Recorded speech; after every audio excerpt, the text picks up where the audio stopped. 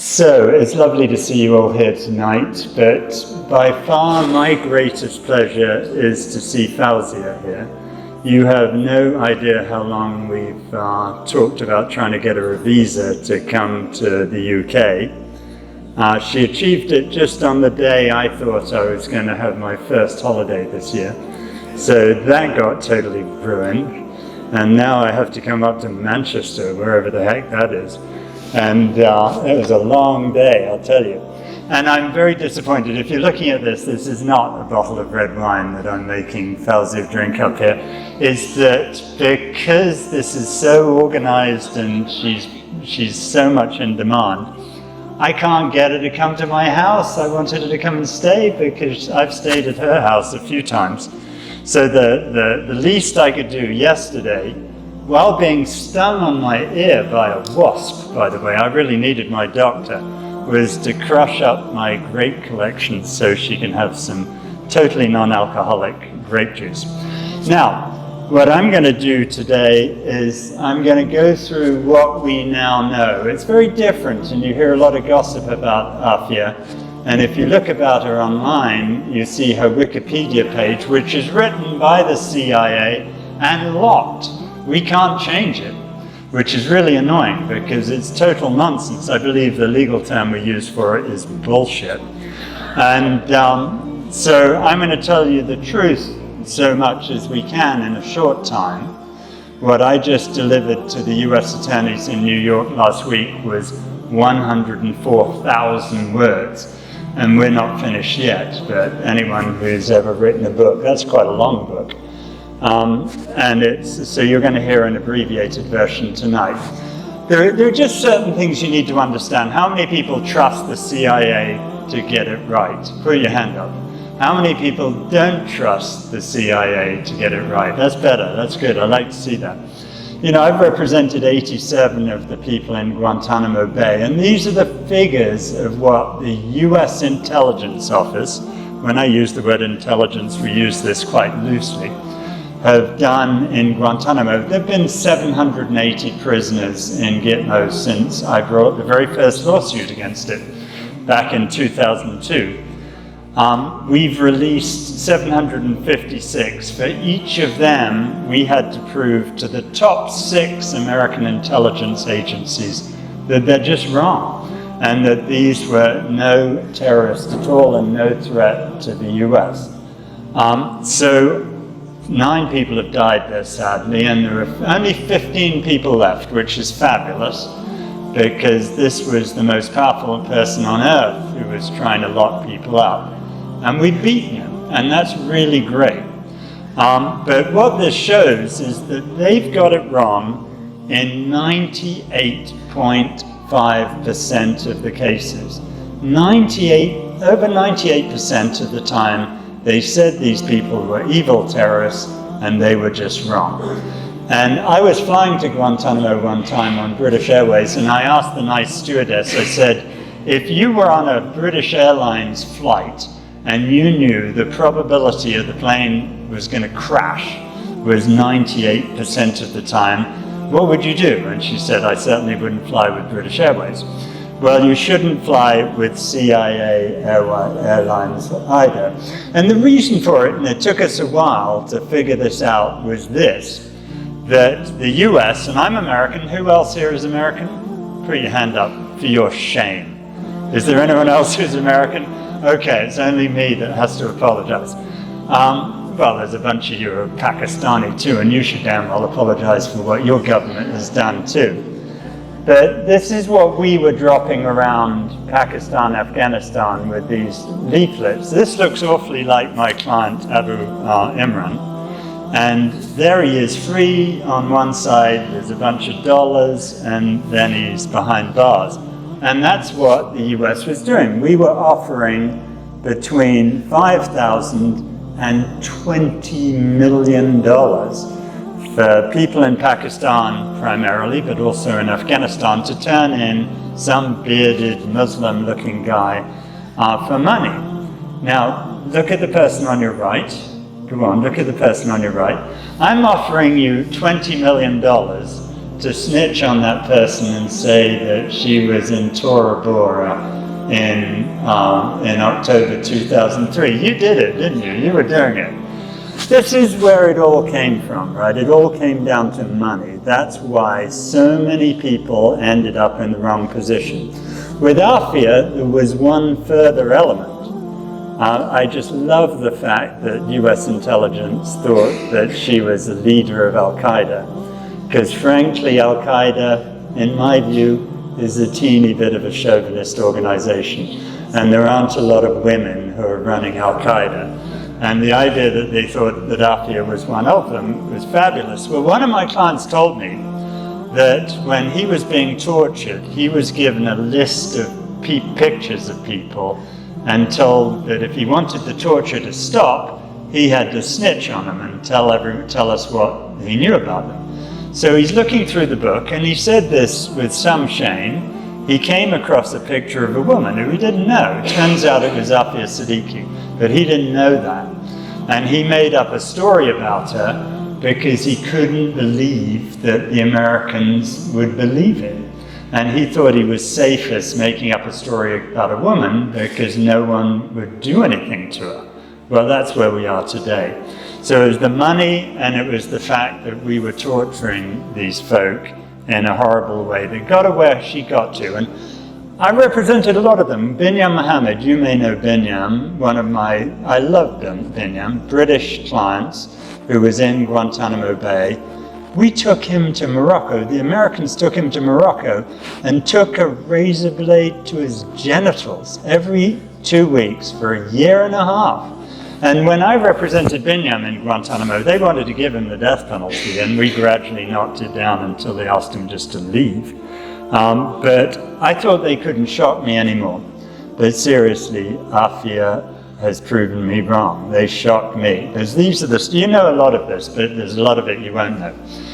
She was going to the airport to go up to Islamabad, and she had her 3 children, Suleiman 6 months old, Mariam 3 years old, and Ahmed in the taxi. And Ahmed was whinging because, I love this fact because it reminds me of my son Will.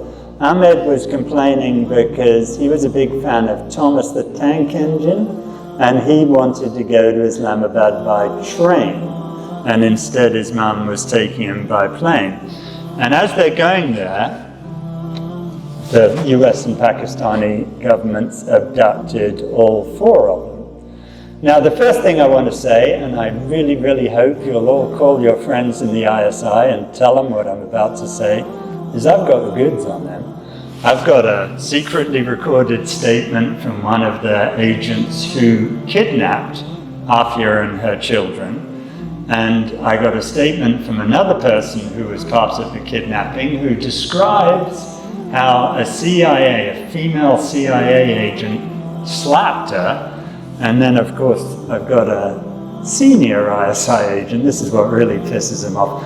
I've got a senior ISI agent who's given me a sworn affidavit about what they did. And that's before we get to all of the CIA agents who are coming forward to tell us the truth. Now, I'd just like you to go and tell your peak friends in the Pakistan government about that, because apparently they don't want the truth to come out. But the truth is going to come out, and there's nothing that can stop it. So what happened was this is pretty shocking. The US, the CIA took Mariam, that little girl up there, 1,000 kilometers, I measured it, from Karachi to Kabul. They changed her name to Fatima, and they forcibly adopted her into a white Christian American CIA family under the principle, and we catch this, I just never, these people are just mad, right? Who here agrees with the CIA that the only way to heaven is to be Christian? Put your hand up if you agree with that. I didn't think there were going to be a lot of you. This is the sort of crazy, crazy thing. They forcibly adopt her into this family because they think it's good for her. You don't do that. And she's American. She's an American citizen. I frankly think that makes no difference. I'm American, but I don't believe that makes me superior to anyone else. But unfortunately, most Americans think it does. Now, that's weird, but you can sort of just about in a perverse way imagine what these crazy people are thinking. This one, I just don't get. The 6-year-old boy, Ahmed, they're grinning. They took him to Afghanistan, changed his name to Ihsan Ali, and put him in prison. You know, this is an American child again that the CIA is taking all the way to Afghanistan to put in prison. These people are just totally mad. Now, what we think, based solely on Ahmed's comment, is that the CIA and the ISI dropped the little boy on his head, the 6-month-old. Here's a question for you, and you're going to have to vote on this. You have to choose one side or the other, because I want you to get inside poor Afia's mind, right? If your child was taken away 22 years ago now, would you want to hold out a little hope that that child was still alive? Or would you want the certainty that the poor child was dead so you can grieve? So you've got to vote one way or the other, because I want you to think about this. And I'm looking at you. If you don't vote one way or the other, I'm American, I'll come and torture you. No, I won't. But you've got to vote. Who would want to hold out a little hope that your child, 22 years later, is still alive? I sure would. But a lot of people wouldn't. A lot of people would want some sort of conclusion. Who would vote that you just want to know that your child had died and you'd want to be able to grieve and get over it? Yeah, it's interesting. You're a soft audience. You're like, I like you lot, because I'd want my son to be alive, right? I'd want him to be alive. And, you know, I didn't believe this until I learned some of the things about what the US did. Last time I was in Afghanistan, I learned that when we Americans left Afghanistan in the last year, we took 1,450 children and took them to America without getting anyone's permission, because we thought we were doing them all a favor. You know, in my book, that's called kidnapping, but the US thought it was a cool thing to do. So it is quite possible that Suleiman is alive and well today, and we've got some AI reconstructions of what he would look like, age 22, 23. And we plan to conduct a program in the US called Searching for Suleiman, where we spread these pictures of what he'd look like today around America, because there might be a little child who was forcibly adopted into an American family who doesn't know who his biological parents are, who comes forward. And imagine if we can help reunite that child with his family. But quite apart from that, we need to get all those Afghan children back, right? And that's a project I want your help on, because it's just wrong.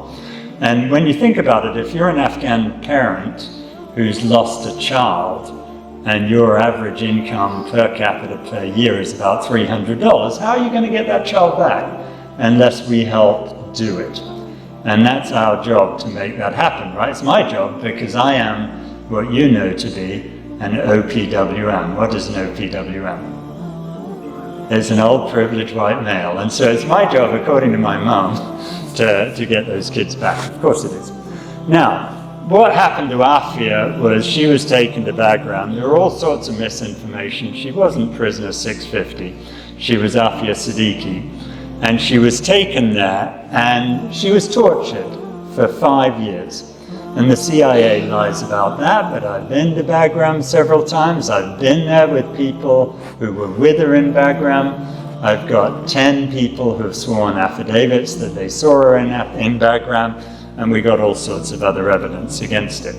When she was there, she was held in a room with a one-way glass where they purported to torture her children in front of her. Now, what would you do as a parent to stop that? Now, obviously, you'd confess to anything, right? But Afia, she's a very intelligent woman, although she is totally traumatized by what she's been through in a way that I've never seen before. But Afia thought to herself, the only way I can stop these barbarians from torturing what I think are my children is to pretend I don't care. can you imagine having to do that as a parent? It's just shocking. But they did that. Anyway, I've been there. This guy, I love this guy. His name's Haji Salim Kuche, and he was the first person who saw her and identified who she was in Bagram. There's a whole bunch of others. This other guy, this is a guy called Tapu, and he's sitting in the very room that Afia was tortured in. It used to have little boxes like coffins in it, and she was held in one of them. It's called the ISO unit of Bagram. And he's sitting in an area that was about where he was, and she was in one near him.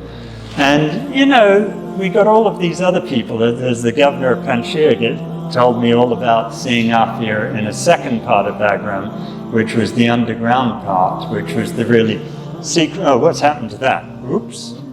Ooh. Is that back? Who's the tech person? Come here. Something. Oh, it's back. It's back. We had a crisis of unparalleled proportions. Anyway, so there are other ways we can prove she was in Afghanistan. And who here thinks she or he has nothing to offer in trying to solve Afia's case? Put your hand up if you think there's nothing you can do, so I can come and shake you. And I just want to illustrate it. I've got, stand up. Introduce yourselves to these people. No, you were exploited by me this past summer. I made you do lots of hard work for nothing, right? Who else? Who's this? This is Farouk. We got him into Britain too, thank God, from Pakistan. I had 63 people I got to exploit this summer. It was so great. And I get to work them very hard all summer, and then I pretend I did it all myself and take all the credit. It was terrible. But this is one thing that we have learned. They said that Afia had written all these things about bombs and shooting down satellites. Can I just ask you, madam, do you know how to shoot down a satellite? I think the answer is no. Did they teach you nothing in school in Manchester? Absolutely nothing. Well, I don't think Afia could shoot down a satellite either, but she wrote on this magazine here how to shoot down a satellite. We discovered that it was from this magazine over there, Discover magazine. And this, how can we cure aging? The answer is no. On the page before that, she'd written some stuff about how to shoot down a satellite. The very page before it was how to shoot down a satellite, and she just copied it over. But the key thing, which is the sort of fun stuff that anyone can investigate, is that magazine was from December 2007, which was only available in print in the United States of America. Meaning that there was only one way that Afia could have got it by 2008, and that's if someone gave it to her from the Morale, Welfare, and whatever R stands for, place in Bagram. So you just get this one little thing that when Afia says they showed me stuff and made me write it out, we can prove that's absolutely true. And there's no way it could have happened any other way. And that's fabulous stuff. And we did it again here. This was another document from Popular Science, and that was from January 2008, and it was only available in America. It could only come from one place. The CIA had to have given it to her. She couldn't buy Popular Science in Ghazni, Afghanistan. And so it goes on. I mean, you know, they had to write stuff out from this book, Homemade Semtex, C4's Ugly Sister, which is how to build explosives. Does anyone own a copy of C4? Please don't put your hand up. The prevent people will be all over you. I do. I'm the first to say it, but I'm an OPWM, so I can get away with saying that. But Afia couldn't have had a copy of that in the middle of Afghanistan. That came from the CIA. So I could go on and bore you to death, but these students this summer have helped prove absolutely with physical evidence that what Afia told me is true, that she was given documents to copy out by the CIA. Now, Afia, of course, was turned over by Musharraf to the Americans, saying that she was a big-time Al-Qaeda person. But as happens so often, the Americans eventually figure out they're wrong. I can't tell you, I've done this for 25 years now in Guantanamo, and I used to think the word intelligence meant intelligence, but no, it doesn't. I have never come across, I'm sorry, just such morons who are doing all the stuff that's meant to keep our nations safe. Really, these people just have no idea. But this was a problem, and when you start piecing this together, you discover that ironically, Fowzia Siddiqui over here, who is one of my great heroes in the world, if I'm ever in trouble, I just want to have her as my sister, because there is no one in the world who's a better sister than Fowzia is. But ironically, when she was doing all this fabulous work in Pakistan for her sister, she got 1 million people to come out on the streets of Karachi. Who here,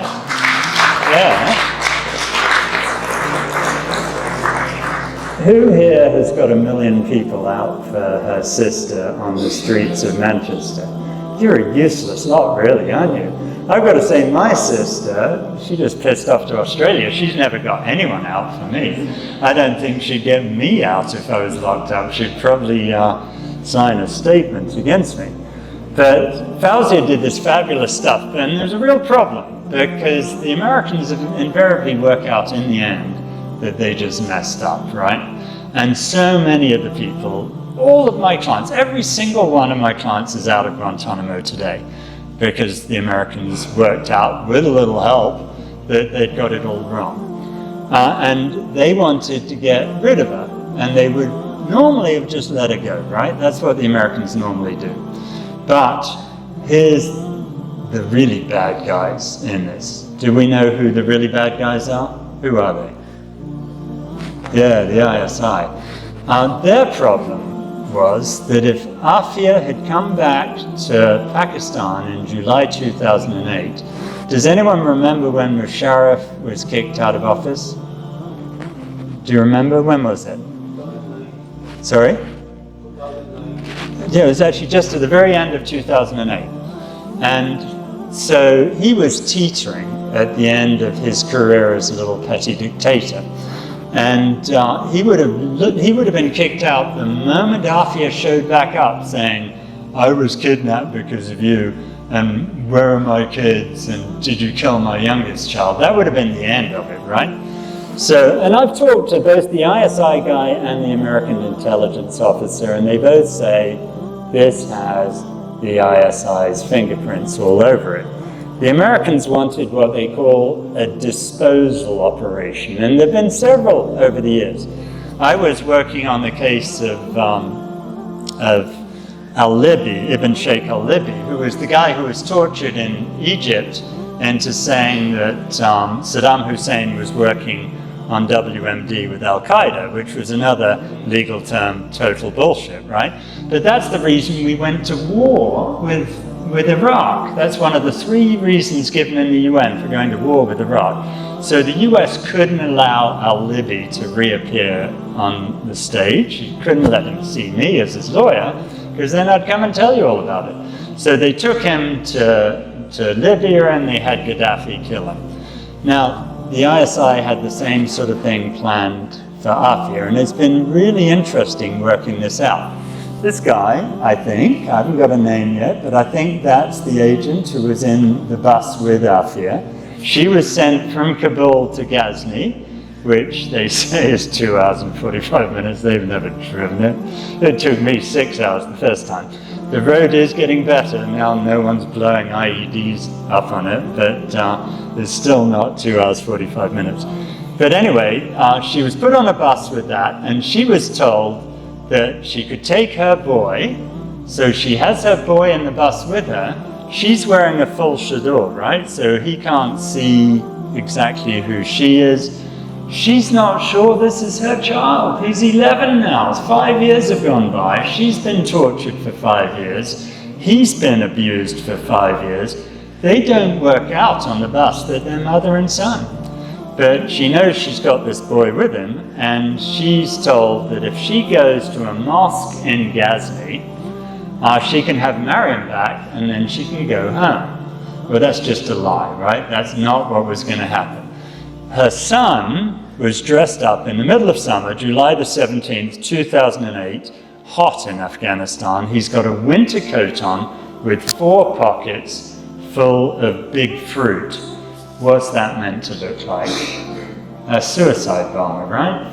And they've called in 2 days ahead of time, they've called in to Ghazni to say there's a woman who's a suicide bomber coming to a mosque in Ghazni.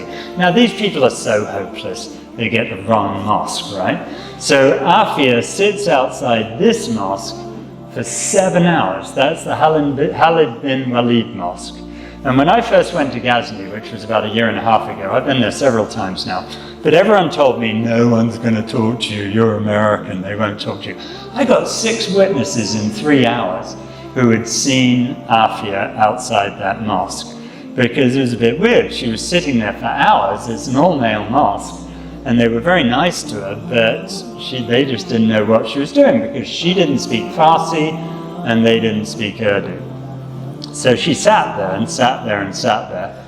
And eventually, this guy, he's another of my great heroes. I love this guy. He's called Mohammadi Ajmal Mohammed. And he was a tailor who was working in a shop right across the street. And he spoke Urdu because he'd done a lot of his tailoring in Pakistan. So he's been sitting there watching this woman for hours. And he finally goes out as it's getting dark. And he's able to communicate with her, and he says, you really shouldn't be here. This is a war zone.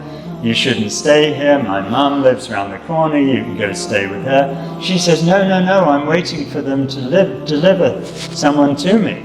And they're having this discussion when these guys show up. 42 Afghan National Police with AK-47s. Now, the standard operating procedure for a suicide bomber, is it to have a little chat with her, or is it to just shoot her? It's to shoot her. And this was where she was going to get shot. And then the guy from the ISI was going to plant this stuff on her that made her look like a suicide bomber.